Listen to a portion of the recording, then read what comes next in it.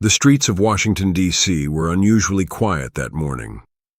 It was supposed to be just another diplomatic drive. President Ibrahim Traoré, visiting the United States on an official mission, heading to the Capitol to meet with American lawmakers. His convoy of black SUVs rolled smoothly past cheering crowds. Secret Service agents lined the route. Reporters waited. Everything was running perfectly. But then something happened. One of the cars slowed, then stopped. The entire motorcade froze. Traffic backed up. Police radios crackled. Something had caught President Traoré's eye. Cameras zoomed in. There he was. A man, thin, trembling, wrapped in an old U.S. military jacket, stood alone on the corner. His boots were torn, his hair uncut. In his shaking hands was a hand-painted sign that read, "I served. No one remembers." Traoré stared through the tinted window. Time felt like it paused. The world watched, confused. Then, without a word, he opened the door. Gasps echoed. A head of state had just stepped into the cold wind, to approach a forgotten stranger no one had noticed before. And in that moment, everything began to change. He didn't walk like a president. There was no arrogance, no distance, just quiet steps. Ibrahim Traoré slowly approached the man. The veteran didn't move. He didn't even raise his eyes. He looked like he hadn't spoken to anyone in days, maybe weeks. His lips were cracked. His hands were shaking. The Secret Service agents looked terrified. U.S. security teams moved quickly, but Traoré raised one hand gently, and everyone froze.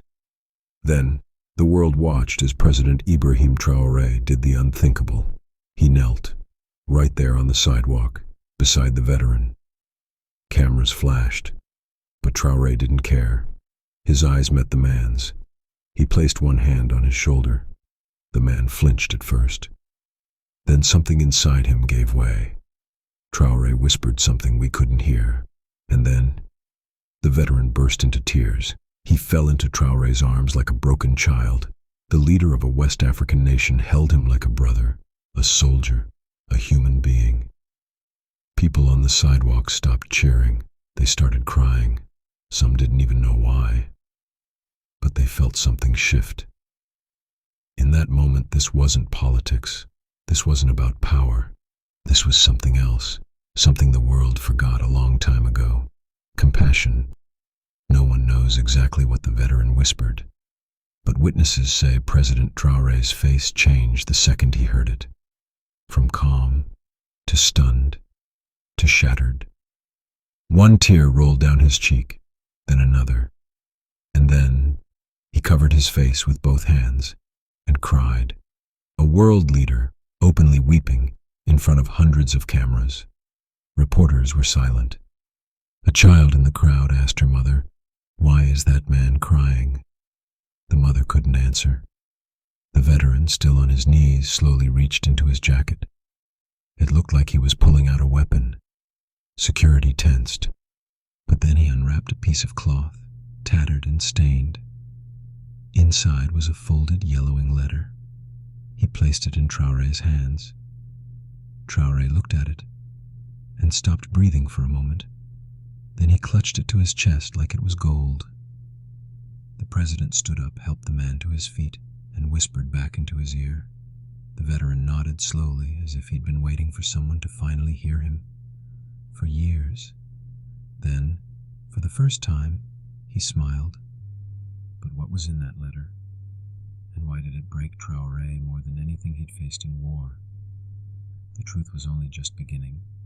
The letter was old, fragile, folded so many times the creases had become cracks. Traoré didn't open it right away. He stood there, holding it as gently as if it were a newborn. Then, with a slow breath, he opened the first fold, then the second. His hands trembled slightly. The veteran watched with quiet eyes. Cameras zoomed in, but no one could read it. Only Traoré could. The ink was faded, but still there. "To the soldier who saved my life." That was the first line. The veteran had rescued a child during a U.S. bombing mission overseas years ago. A child who was hiding in a collapsed house. That child, now grown, had somehow tracked him down and written him this letter. But here's what no one expected. That child was not just anyone. He was from West Africa. And that letter was written by Ibrahim Traoré himself when he was just 10 years old. Suddenly, the cameras didn't matter. The security didn't matter. The cold, the politics, the schedule. None of it mattered anymore. Traoré looked into the veteran's eyes. He remembered him. And now, he had found him. Flashbacks rushed into Traoré's mind like waves crashing in a storm. He was 10, hiding under rubble. His village had been caught between two war zones. Screams, smoke, fire. And then, he saw a face. A man wearing a U.S. uniform crawling through the ruins. Bloodied, coughing. But when he saw young Ibrahim, he smiled. The soldier carried him out on his back, shielded him with his body, and whispered, "Someday, if you live, live well. For both of us." Ibrahim never forgot that voice. Years later as a soldier, then as a revolutionary, and eventually as the leader of Burkina Faso. He held on to that memory. But he had no name, no way to find the man. Until now. Now the man was standing right in front of him, tired, homeless, broken, and forgotten by his own country. Traoré's chest tightened with pain. Not just for the man, but for the world that let him end up like this. How could a hero, his hero, end up sleeping under a bridge? Traoré knew what he had to do. Not just for the cameras, not for politics, but for the little boy who survived because of this man. This moment would not be wasted. "What's your name?" Traoré asked softly. The veteran hesitated. His voice cracked. "Private First Class, James R. Cole, U.S. Army, discharged, forgotten." Then he pulled a small chain from beneath his jacket, a rusted, dented dog tag. Traoré took it gently in his hands. His eyes scanned the letters. He whispered the name again. "James." And then he did something no one expected. He turned to the cameras, raised James's hand, and declared, "This man saved my life. I am alive because of him." The crowd gasped. Reporters began to cry. Soldiers in the crowd saluted. A woman covered her mouth and sobbed. James looked overwhelmed. He hadn't heard his name spoken with respect in years. Now an entire city heard it. And so did the world. But Traoré wasn't finished. He looked straight into the cameras again. "I will not leave his side until justice is done. Not just for James, but for every forgotten soul wearing this uniform." The silence was powerful, because in that moment, Ibrahim Traoré wasn't just the president of Burkina Faso. He was the voice of every broken warrior no one else would speak for. And he was just getting started. The crowd was silent. Even the wind seemed to hold its breath. Traoré took James's hand and led him back to the motorcade. Inside, they sat quietly. No reporters, no cameras, just two men, connected by fate and war. Traoré's voice broke as he made a promise. "You will not be forgotten anymore. I swear, James, I will fight for you." James looked away, tears streaming down his weathered face. "I've waited so long to hear that," he whispered. Traoré reached into his pocket and pulled out his phone. He started making calls, urgent, whispered conversations with people who could help. But there was more. The letter James gave him wasn't just a memory. It was a cry for help from countless veterans like him. That night, Traoré stayed awake, drafting a plan to bring attention to the forgotten heroes across America and Africa. This wasn't a photo op. It was a mission. Because behind the uniforms, behind the medals and scars, were human lives, too many abandoned. And Ibrahim Traoré was about to change the story forever. The next day, news outlets exploded with footage of the emotional encounter. Social media blew up with hashtags. One, remember James Ganj, Ibrahim Traoré cares. Celebrities, veterans, politicians, everyone was talking. But some powerful figures weren't happy. Behind closed doors, Traoré faced resistance. Don't embarrass the country, some said. Focus on your own nation, others warned. But Traoré stood firm. This is bigger than politics, he said. It's about humanity. His message resonated with millions who had never seen a leader so vulnerable, so real. And James. He was suddenly a symbol of every veteran's struggle. Together they began pushing for change. Not just a story to watch, but a movement to follow. That evening, after the noise faded, Traoré sat alone in his hotel room. The letter lay on the table, a reminder of a promise he made. He thought about his childhood, that terrifying day in the rubble, and the man who saved him. He thought about all the young soldiers fighting far from home, wondering if anyone cared.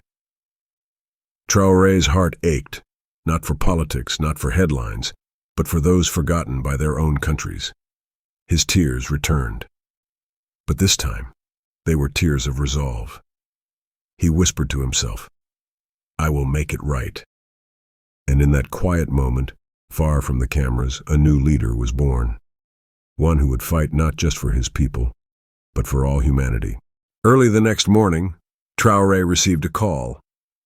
On the other end was a high-ranking U.S. official. His voice was cautious but respectful. "We've seen the footage. This is unprecedented." Traoré listened as the official explained that James's case was now under review. There were talks of new support programs for veterans, inspired by this moment. But the official also warned of political hurdles ahead. Traoré smiled softly. Sometimes, one human moment can change many minds. He promised to personally oversee the progress, starting with immediate help for James. The veteran's future was no longer uncertain. For the first time in years, hope was real. Days later, Traoré invited James to a small, private dinner. No cameras, no media, just two men sharing stories. James spoke about his time in the military, the battles, the pain, and the loneliness afterward. Traoré shared memories of his childhood, the war in Burkina Faso, and how that letter had kept him alive. As they talked, a deep bond formed, built on shared pain, respect, and understanding. That night, James whispered, "You gave me back my dignity." Traoré replied, "You saved my life once. Now I'm here to save yours." Traoré studied the letter again. Between the words of gratitude and hope, there was a hidden message, coordinates. They pointed to a remote village in Burkina Faso, a place that had never received aid during the war. Traoré realized the child he saved had sent a message not only for James, but for the world. A call to remember the forgotten, the displaced, and the innocent caught in conflict. This discovery would lead Traoré to take action, not just for veterans, but for the countless civilians who suffered alongside them. His journey was far from over. Traoré knew he had to visit the village. He arranged for a small team to travel with him, aid workers, journalists, and local leaders. The journey was long and rough, through dusty roads and dense forests. When they arrived, the village was nothing like the images on TV. It was poor, broken, and almost invisible to the outside world. Children played barefoot among the rubble. Mothers carried babies with tired eyes. Elders sat quietly, their faces lined with stories no one had heard. Traoré walked through the village, his heart heavy. He remembered the boy in the letter, the child he once saved, and he realized this village was still waiting for someone to care. With Traoré's leadership, aid began flowing in. Water wells were dug, medical clinics opened, schools rebuilt. The village started to heal. But Traoré did more than bring supplies. He listened. He spoke with villagers, shared meals, and learned their names. The people saw not just a president, but a man who truly cared. One day, a small boy tugged on Traoré's sleeve and said, "Thank you for saving us." Traoré knelt, looked into the boy's eyes, and smiled. "You saved me too." Back in Washington, James received letters from veterans across the country. They shared stories of pain, neglect, and hope. Each letter was a plea for change. James and Traoré worked together to amplify their voices. They organized meetings with policymakers, created awareness campaigns, and inspired thousands. The movement was growing. But with every success came resistance. Some powerful figures wanted the story to fade. Yet Traoré and James stood strong. Because they knew this was bigger than politics. This was about human dignity. Pressure mounted. Threats came quietly but sharply. Some in power whispered that Traoré's actions were too political or inappropriate. James felt old wounds reopening, doubting if their fight could truly make a difference. But Traoré refused to back down. One night, standing before a crowd of veterans and supporters, Traoré said, "When we forget those who gave everything for us, we lose our humanity." Tears streamed down his face as he promised that no soldier would ever be abandoned again, not on his watch. The room erupted in applause, but Traoré's eyes searched the crowd for one thing: hope, because hope was what kept them going. News spread beyond borders.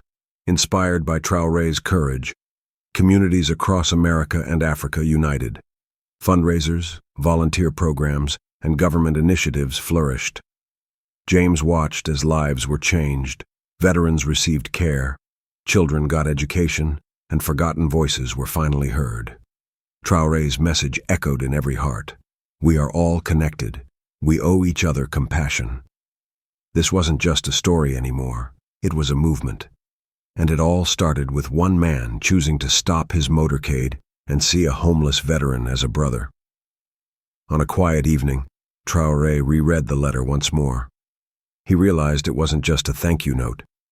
It was a symbol of hope, healing, and humanity's greatest power: love.